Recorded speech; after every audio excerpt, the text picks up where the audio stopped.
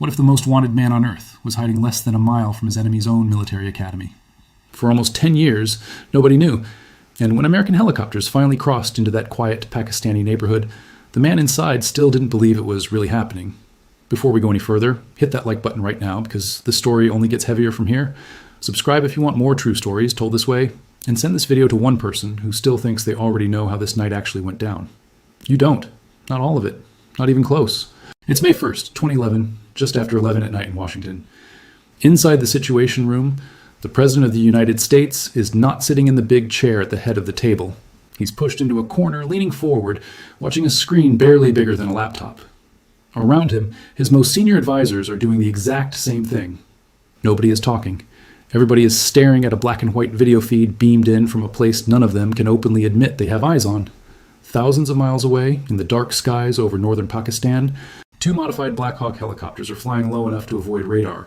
Their engines quieted, their blades reshaped, coated with a special material designed to make them almost invisible, to a system built to catch exactly this kind of intrusion. Inside them, 23 men from the Navy's most secretive unit sit in near silence, weapons resting against their legs, running through a plan they've rehearsed so many times on a full-scale mock-up back home, that some of them could probably execute it, blindfolded. They are not supposed to be here. Pakistan is officially an American ally. And that contradiction is exactly the problem this entire mission was built around from the very beginning. One more detail almost nobody remembers. Strapped to one of the operators was a highly trained Belgian Malinois named Cairo, brought along in case the team needed to track anyone attempting to flee on foot or needed help clearing spaces too dangerous for a human to check first. Even the smallest details of this mission, down to which dog would ride in which helicopter, had been planned for months in advance. The team itself was assembled from some of the most experienced operators in the entire unit, many with multiple combat deployments already behind them across Iraq and Afghanistan. They carried suppressed weapons to keep noise down for as long as possible, wore body armor built for a fast-moving room-clearing operation rather than a prolonged firefight, and packed specialized breaching equipment in case any door or gate inside the compound needed to be forced open quickly. Every piece of gear on that flight had a specific purpose, chosen and double-checked during months of rehearsals, designed to eliminate exactly the kind of uncertainty that a mission like this could not afford. To understand why this night mattered so much, you have to go back almost 10 years to a morning that changed everything. September 11th, 2001. Nearly 3,000 people killed in a single coordinated attack, and within days, one name was already at the center of the investigation. Osama bin Laden, the founder of Al-Qaeda, a man who had declared war on the United States years earlier, and who took credit for the attack almost immediately afterward. Bin Laden himself was not some random extremist who appeared out of nowhere. He came from a wealthy Saudi family, and over the years, he had spent enormous amounts of money and time building a network, funding training camps, and positioning himself as a leader among militants who believed they were fighting a holy war against the West. By the time September 11th happened, he was already known to American intelligence, already linked to earlier attacks on U.S. embassies in Africa and on a Navy warship years before. But nothing had prepared the world for an attack of that scale, planned and coordinated so precisely, carried out on American soil itself. The hunt that followed became the largest manhunt in modern history. American forces pushed into Afghanistan within weeks, dismantling al-Qaeda's training camps and toppling the Taliban government that had sheltered them. Bin Laden slipped away, reportedly escaping through the mountains of Tora Bora in late 2001, and from that point on, he became a ghost. No phone calls, no emails, no slip-ups that intelligence agencies could trace back to a location. For years, rumors placed him in caves, in tribal border regions, in half a dozen different countries at once. Billions of dollars and thousands of hours of analyst work went into a search that, for a long stretch, produced almost nothing solid to act on. Over those years, the search consumed entire teams within the CIA, some analysts working almost nothing else for the better part of a decade. Theories came and went. Some believed he was hiding in the mountainous tribal regions along the Afghanistan-Pakistan border, moving constantly between caves and safe houses to avoid detection. Others believed he might have left the region entirely. Satellite images were pored over for years, informants were paid, and leads were chased down across multiple countries, most of them ending in nothing. The frustration inside the intelligence community grew with every dead end, and by the mid-2000s, some officials privately worried the trail had gone cold for good. Then came a thread that didn't look like much at first. Detainees held and questioned by American forces over several years kept mentioning the same nickname, almost in passing. A trusted courier, someone close to bin Laden's inner circle, a man known by the alias Abu Ahmed al-Kuwaiti. Intelligence officers became convinced that if they could ever identify and locate this courier, he would eventually lead them straight to the man they had been chasing for a decade, It took years just to get a real name behind that alias. It took even longer to track a phone connected to him. And in August 2010, that single phone call finally led American intelligence to a large, unusually secure compound in Abbottabad, Pakistan, a city best known for hosting the country's premier military academy, practically in the shadow of the very institution meant to defend the nation. The compound itself raised immediate red flags the moment analysts got a proper look at it. Walls up to 18 feet high, topped with barbed wire. No phone lines, no internet connection running into the property. Residents who burned their own household trash instead of putting it out for collection like every other home on the street. A family living inside who never left, never received visitors, and had no obvious source of income. Despite living in a home worth roughly $1 million, far more valuable than anything else in the surrounding area. For nearly a year, American intelligence watched that compound from a distance using satellite imagery and, reportedly, a nearby safe house set up specifically to observe patterns of daily life. Analysts studied laundry hung out to dry, trying to estimate how many people and what kind of family structure lived inside those walls. They never got a clear photograph of the tall man who paced the compound's garden nearly every day, a man they started calling simply the Pacer, but everything about the pattern fit what they were looking for. Analysts even tried modeling the height of the tall man in the garden against the length of shadows cast across the courtyard, comparing the estimate against what was known about bin Laden's own height, well over 6 feet tall, distinctly taller than an average man in that region. It wasn't proof. It was one more small data point stacked on top of dozens of others, the kind of painstaking, almost obsessive detail work that rarely makes it into the headlines, but is exactly what separates a real intelligence breakthrough from a hopeful guess. By early 2011, the CIA and the White House believed, with real but not absolute confidence, that they had finally found bin Laden. Estimates on the actual odds varied widely among the people in that room, with some analysts far more confident than others. But the president still had a decision to make, and it came down to two real options. A precision airstrike that would level the compound almost instantly, or a helicopter raid that would put American lives directly at risk on Pakistani soil without ever telling Pakistan it was happening. An airstrike was safer for the soldiers involved. It also meant there would be no body, no proof, and no way to ever be completely certain who had actually died in the rubble. The president chose the raid. We're barely past the beginning, and this story is about to get intense. If you're still with me, drop a comment right now with just one word. Ready. I want to see how many of you are locked in before we go inside that compound. The plan that followed took months to build and rehearse to near perfection. A full-scale replica of the compound was constructed at a secure facility in North Carolina, and the unit selected for the mission, a team drawn from the Navy's elite SEAL Team 6, ran the operation over and over until the layout became second nature. Every door, every wall, every likely hiding spot inside that house was mapped, measured, and memorized long before a single helicopter ever left the ground. Secrecy was the entire foundation the mission depended on. Pakistan was not informed, not because of a lack of diplomatic relationship, but because officials worried that any warning, even an accidental one, could give bin Laden enough time to disappear again, exactly as he had done a decade earlier in the mountains.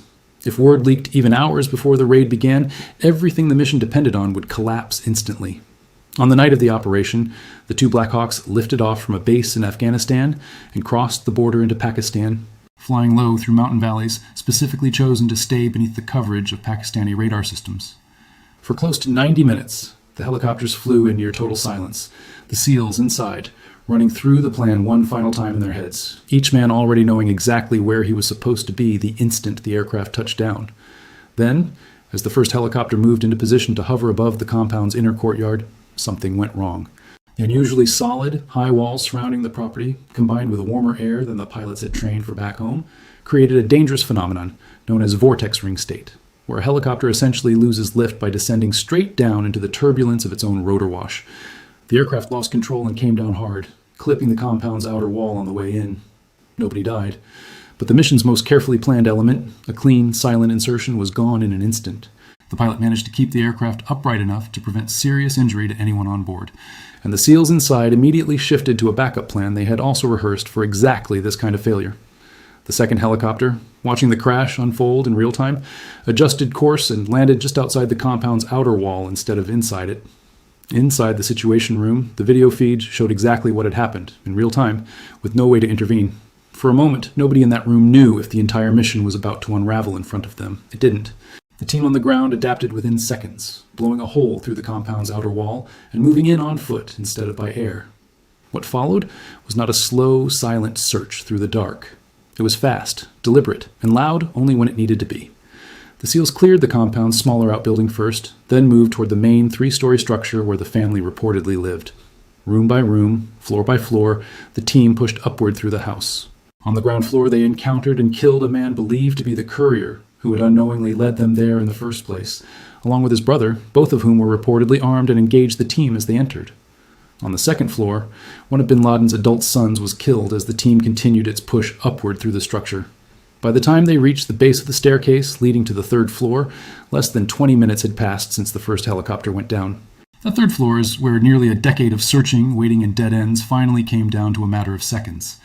If this story has you gripped right now, this is exactly the moment to hit subscribe. Because what happens next is the part almost nobody explains clearly, and I'm not going to rush through it. The lead assault team moved up the final staircase and into the top floor of the house. According to accounts later given by officials and members of the unit itself, a tall man appeared briefly in a doorway near the top of the stairs before retreating back into a bedroom. 2 women inside that room, later identified as members of the family, were reportedly moved or pushed between the SEALs and the man they had come for, an obstruction the team had trained extensively to handle without hesitation or delay. The man was shot within seconds of that first sighting. According to the official account, he was found to be unarmed at the exact moment of the engagement, though a weapon was reportedly located elsewhere in the room afterward. The entire encounter, from the top of that staircase to the final shot being fired, lasted only a handful of seconds. Osama bin Laden was dead. Back in Washington, the confirmation didn't arrive as a shout or an outburst of celebration. It came quietly through a single code name spoken over a secure line: Geronimo E. Enemy killed in action. Inside the Situation Room, officials later described a long, heavy pause before anyone reacted at all, as if the weight of nearly a decade needed a moment just to actually land on the people in that room. The team spent the next several minutes doing something almost as important as the raid itself: gathering intelligence. Hard drives, handwritten documents, notebooks, and storage devices were pulled from the house and loaded into bags, material that would later provide one of the largest single windows into Al-Qaeda's internal operations that American intelligence had ever obtained. Before leaving, the team destroyed the damaged helicopter to keep its stealth technology out of foreign hands. A controlled demolition that briefly lit up the compound one final time before the remaining aircraft, along with a backup helicopter called in for the extraction, lifted off, carrying the team, the intelligence material, and the body. The entire raid, from the moment the first helicopter crossed into the compound's airspace to the moment the last one left Pakistani soil for good, took under 40 minutes from start to finish.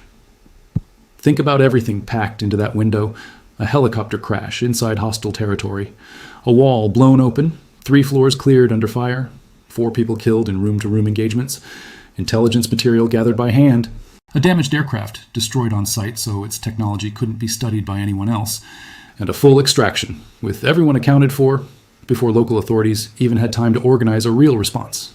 Pakistani military jets were reportedly scrambled once the noise and explosions were noticed nearby, but by the time anything could have intercepted the returning helicopters, the Americans were already back across the border and gone. Take a second and really sit with that number, because it matters more than almost anything else in this story. 10 years of searching. 40 minutes to finish it. If a number like that surprises you, comment it below right now, because I read every single one and I want to know if you had any idea it happened that fast. What happened next became almost as significant as the raid itself. Bin Laden's body was flown to a U.S. aircraft carrier stationed in the Arabian Sea, where it was formally identified through DNA comparison against samples taken from known relatives. Then, following what officials described as Islamic burial customs, the body was buried at sea within 24 hours of his death. The decision was made in part to avoid creating any physical location that could later become a shrine or a rallying point for followers. Almost immediately, the world found out. President Obama addressed the nation late that night, confirming what had happened in a short, carefully worded statement broadcast live around the globe. Crowds gathered outside the White House, and in Times Square within the hour, a public reaction almost nobody in that Situation Room had fully expected. A moment 10 years in the making became public knowledge in a matter of minutes, spreading faster than the officials involved could manage. News networks scrambled to verify the story in real time, some breaking the news even before the official announcement had finished airing. Reporters who had covered the September 11th attacks a decade earlier found themselves suddenly reporting on the death of the man responsible, often on the very same networks, sometimes even the very same anchors. For a generation that had grown up with bin Laden's name attached to nearly every headline about terrorism, watching that chapter close felt surreal. But the story didn't end cleanly there, and that's the part people rarely sit with long enough to really consider. Pakistan's government was not informed before the raid took place, and the fact that bin Laden had been living for years inside a secure compound less than a mile from Pakistan's premier military academy raised serious, uncomfortable questions that were never fully answered in public. Was he being protected by elements inside Pakistan's government or military establishment? Or did an isolated, secretive family simply manage to hide in plain sight for years without anyone nearby ever noticing? Officially, Pakistan denied any knowledge whatsoever. Unofficially, the relationship between the two countries was never quite the same again after that night. There were other loose ends, too, ones that took years to even partially resolve. The full contents of what was found on those hard drives remained classified for a long time, released only in small, carefully reviewed batches. What did eventually come out painted a surprisingly ordinary picture in some ways: letters to family members, notes on al-Qaeda's internal struggles, even some frustration from bin Laden himself about the organization. The precise legal justification for an operation conducted without informing the host.